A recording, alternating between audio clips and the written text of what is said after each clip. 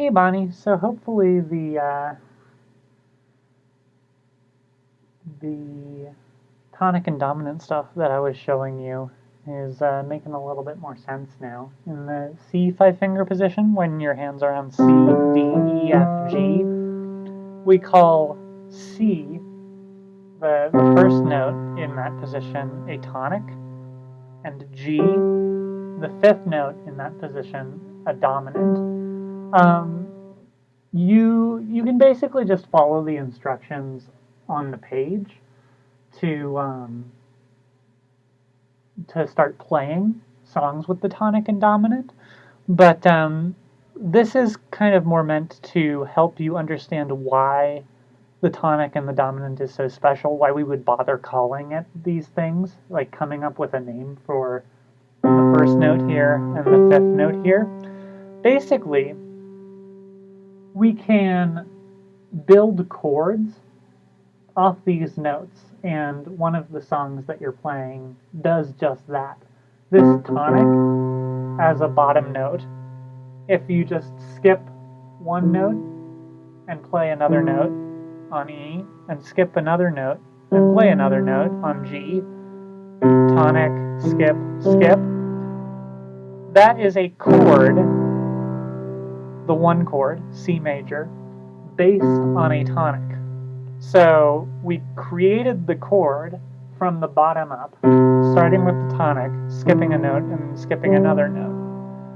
We can do that with other notes as well. So if we create a chord based on the dominant, skip a note, G, B, D, this is another chord that is based on the dominant.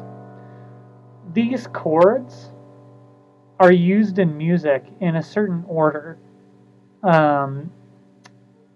basically because of the way certain notes feel like they're going to go toward other notes. This dominant chord, just trust me, this is a chord based on the dominant, just like the chord that you created, right? This chord, it feels like it wants to go somewhere.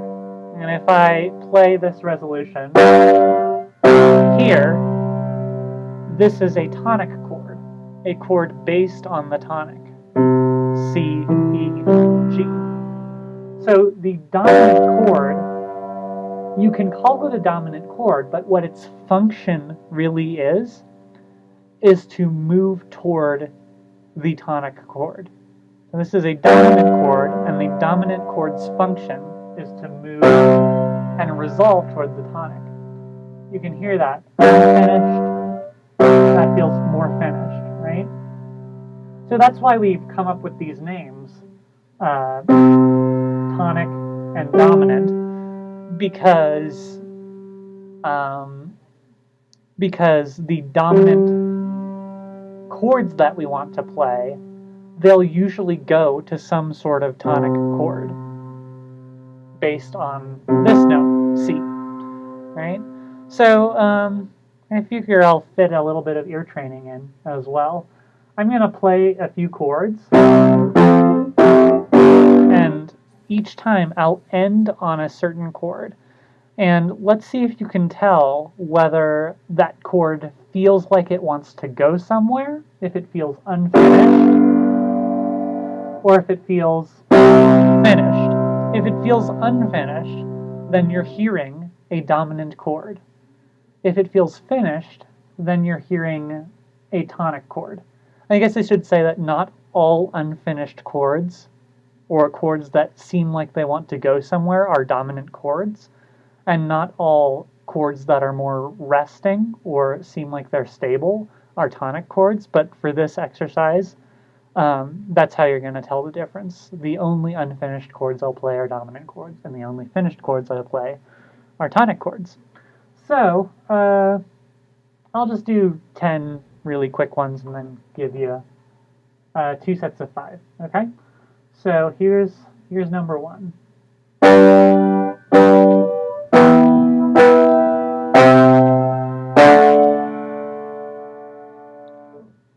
Tonic or dominant? That was number 1. Here's number 2.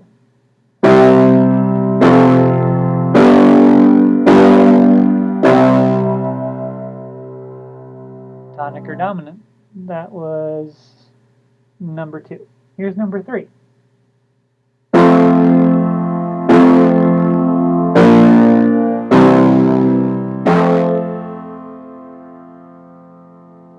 Tonic or dominant?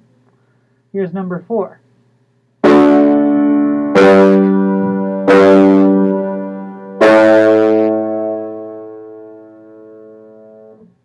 Alright, and here is number 5.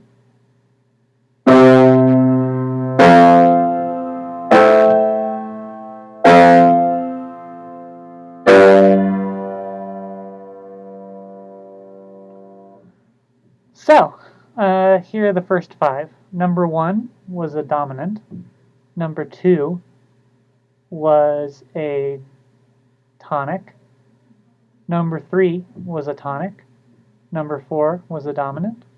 Number 5 was a dominant.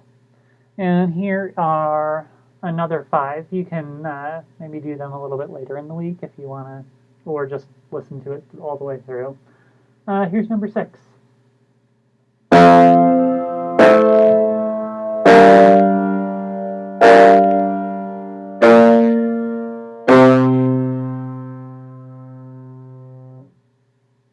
Number 7.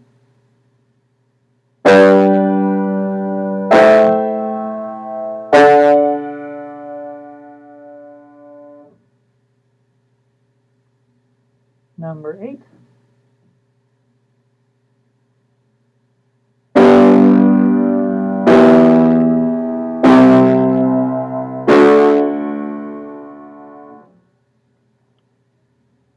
Number 9.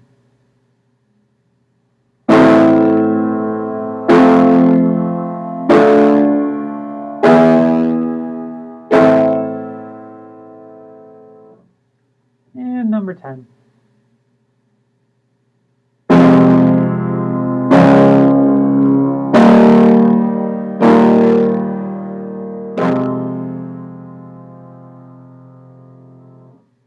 All right.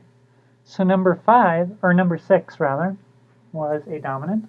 Number 7 was a dominant. Number 8 was a dominant. Number 9 was a tonic. Number 10 was a tonic.